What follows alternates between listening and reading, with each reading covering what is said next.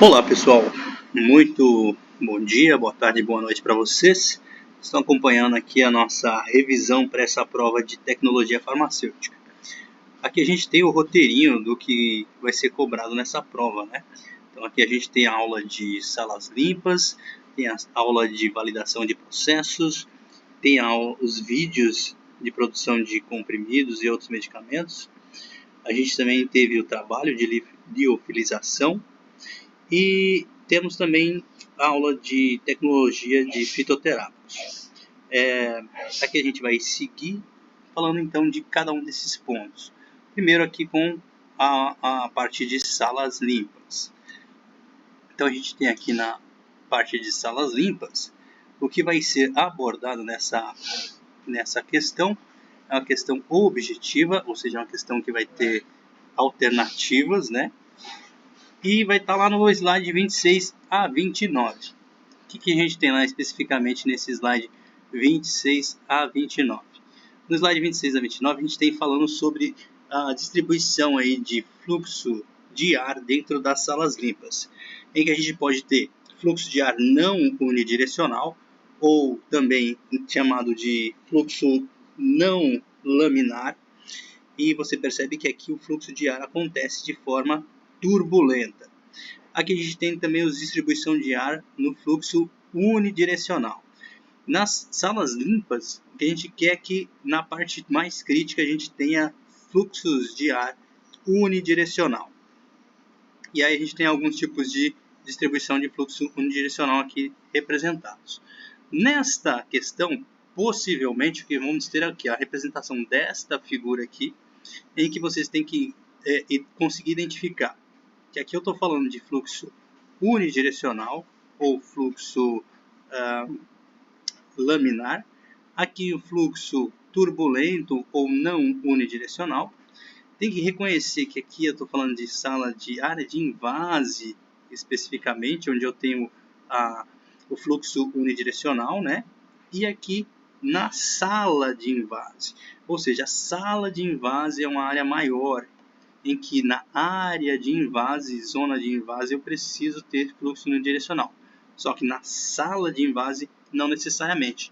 Eu posso ter aqui um regime de fluxo misto, em que eu tenho aqui fluxo não unidirecional, fluxo turbulento, e aqui fluxo unidirecional. Bom, prosseguindo aqui, a gente já tem essa única questão que vai cair das salas limpas. Na aula de validação de processos, eu tenho uma questão objetiva e uma questão dissertativa aqui, né? Na questão objetiva da validação de processos, eu tenho aqui validação de processos aqui, exatamente o que eu quero saber são as vantagens, né? Aqui, ó, do slide 03. Então, eu quero saber a vantagem de fazer a validação de processo. Então, eu já vou encontrar logo no início da aula aqui, ó, no slide número 3, vantagens da validação de processo. Então, lá na questão, provavelmente eu vou ter listado vários itens desses que são vantagens, e provavelmente algum item que não seja dessas vantagens, e vocês têm que reconhecer essas vantagens ou que não são vantagens da validação de processo. Na questão dissertativa do processo de validação de processo, da aula de validação de processo, a gente vai ter o seguinte: vocês têm que dizer para mim quais são os tipos de validação de processo que a gente tem. Que vai ser aqui a validação prospectiva, que ela é realizada durante o estágio de desenvolvimento do produto, a validação concorrente, que é realizada durante a rotina de produção, e a validação retrospectiva, que envolve a avaliação da experiência passada da produção, ou seja, ele pega dados que foram registrados e usa isso para fazer a validação. Bem simples aí as questões do tema de validação de processo também. Já na questão seguinte, que é a respeito do vídeo de formas de produção de comprimidos, eu tenho aqui, ó, questão objetiva também. Questão objetiva, eu vou querer as diferentes formas de produção de comprimidos. Então a gente tem aqui um vídeo, né, que está aqui nessa lista de vídeos de tecnologia farmacêutica, que é essa produção aqui de comprimidos. Lá a gente vai falar sobre a produção de comprimidos sendo feita através de compressão direta, compressão através de granulação úmida e compressão através de granulação seca. E aí, basicamente, esses três conceitos aí de tipos de compressão que vocês devem reconhecer para poder responder adequadamente essa questão. Lembrando que é uma questão objetiva aqui também. Então, vai ter as alternativas ali para você escolher qual a alternativa correta. A questão seguinte está lá no trabalho de liofilização, né? Vai ter uma questão objetiva do trabalho de liofilização e uma questão dissertativa também.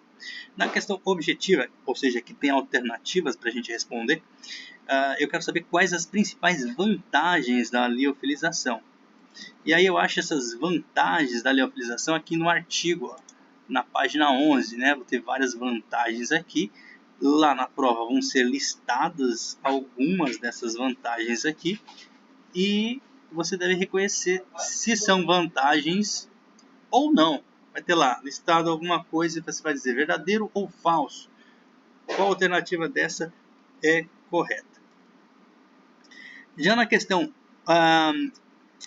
dissertativa, né, a respeito desse trabalho de liofilização, eu quero saber quais os tipos de produtos e materiais podem ser tratados através da liofilização. Nesta questão aí é uma questão que tem muitas possibilidades para você responder, né? Porque aqui no artigo ele vai estar dizendo aqui, ó, quais são as aplicações. No item 3 aqui, ó, as aplicações. Aí vai dizer aqui quais tipos de produto que podem ser utilizados, produtos biológicos, produtos não vivos e assim por diante. Nesta questão você tem que dissertar, tem que falar aí alguns itens que podem ser aplicados nessa técnica e simplesmente dar alguns exemplos. Não precisa ser uma resposta tão longa assim, que seja completa, mas que seja objetiva. E por fim aqui, ó, bem para finalizar aqui, fitoterápicos. Tem aqui a questão objetiva, ou seja, também de alternativa, né? Uma questão que está lá no slide 14. Vamos abrir aqui, tecnologia de fitoterápicos, slide 14, que ele vem falando o quê? Quais são as etapas, os fatores que influenciam o processo de extração, né? Então aqui no processo de extração vocês precisam reconhecer o quê? Quais fatores influenciam o processo de extração.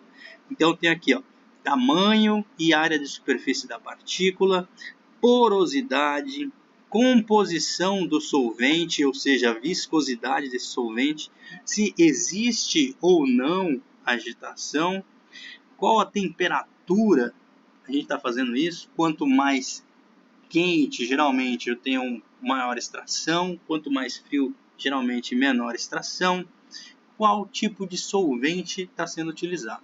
Então percebam que também é uma questão bastante simples de pegar aí, porque você simplesmente precisa reconhecer esses fatores aqui. Ok, pessoal? Uma abordagem bem breve do que vai ser cobrado nessa prova, né? São as 7 questões aí. Espero que vocês se deem bem nessa prova e vejo vocês em breve. Qualquer dúvida, estou à disposição.